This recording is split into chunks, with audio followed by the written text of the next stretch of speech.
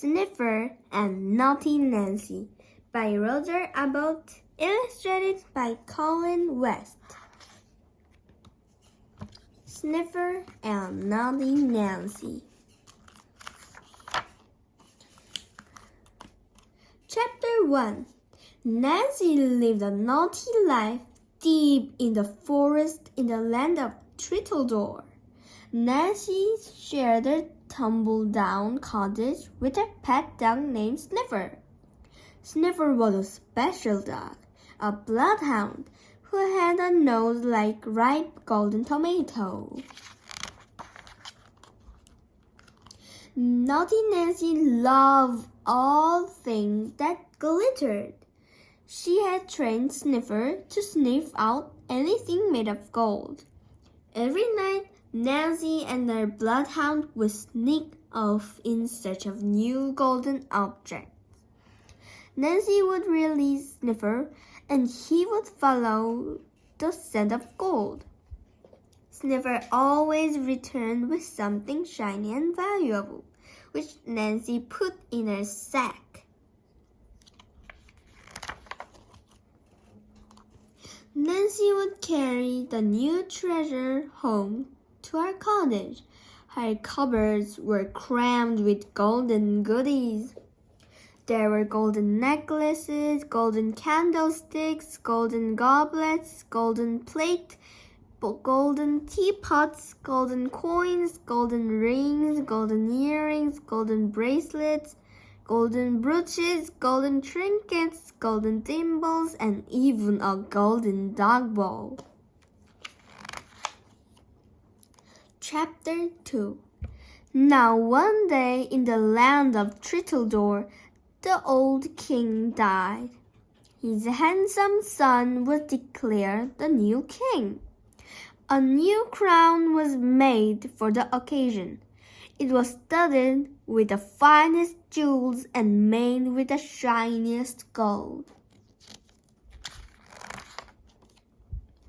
There were celebrations throughout the land, and everyone admired the new king's splendid treasure.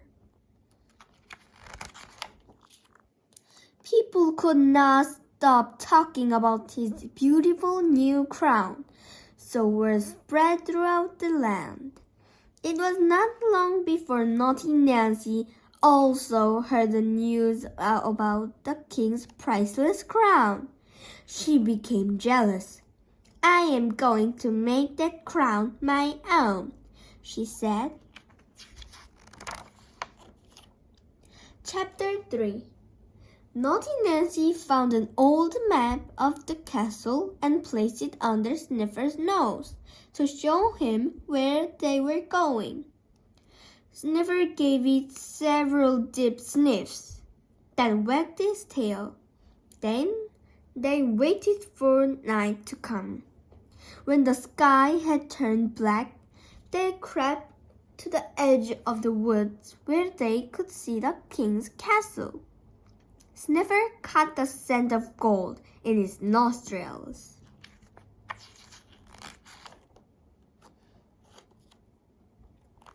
Sniffer crept up to the castle and dived into the moat. He doggy-paddled carefully across the water. Then he climbed up the bank on the other side.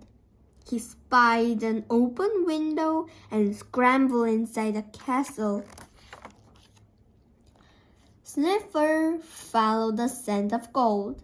His muddy paws took him up a flight of steps.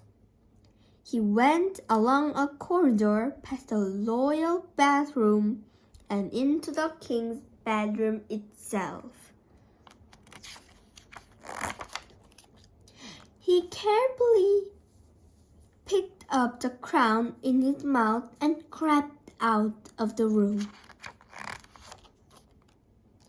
Sniffer scampered past some sleeping guards, then doggy-paddled back across the moat again.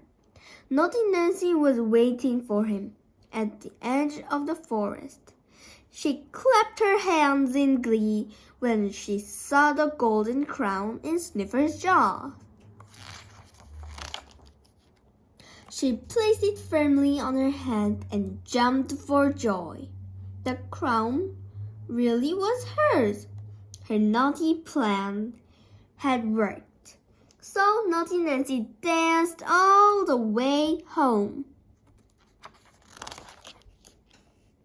Chapter 4.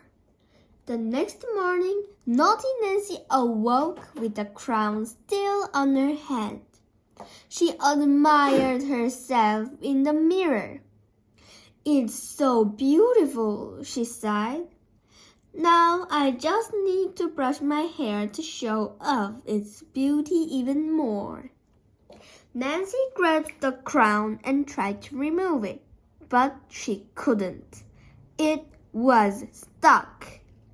She tugged and tugged and tugged again even harder, but it just would not budge.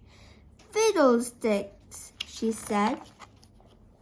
"I need your help, Sniffer," said Nancy. Sniffer held the crown in his jaws and pulled hard, but he could not get it off.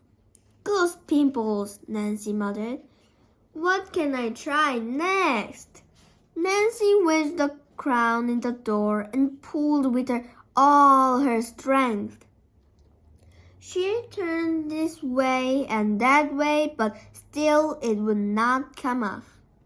Just then, Sniffer started barking loudly. "What's the matter?" Nancy asked. Naughty Nancy peered through the window to see if anyone was outside. To her horror, she saw the king's soldier. They were heading towards the cottage. Chapter 5. Nancy grabbed a towel and wrapped it around her head. She wanted to hide the stolen crown. Suddenly, there was a loud knock at the door. Nancy nervously opened the door. A big soldier stood before her. "The king's crown has been stolen," he snapped. Nancy's knees started knocking. "We followed some muddy paw prints from the king's bedroom, which led us to your house," he added. Nancy's knees knocked even more. Then the soldier spotted all the golden objects in Nancy's cottage. "What a lot of gold you have," he observed. Sniffer started to snivel. Then the soldier spied Nancy's bloodhound. "And what a big nose for a dog." Sniffer sniveled even more. The soldier looked suspicious.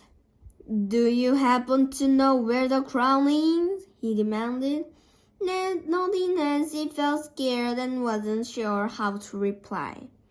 She shook her head repeatedly, but as she did so, the towel slipped from her head. "Aha!" cried the soldier as a crown was revealed. "There it is." And so he arrested Nancy and Sniffer on the spot. Nancy knew there was no escape. Chapter 6.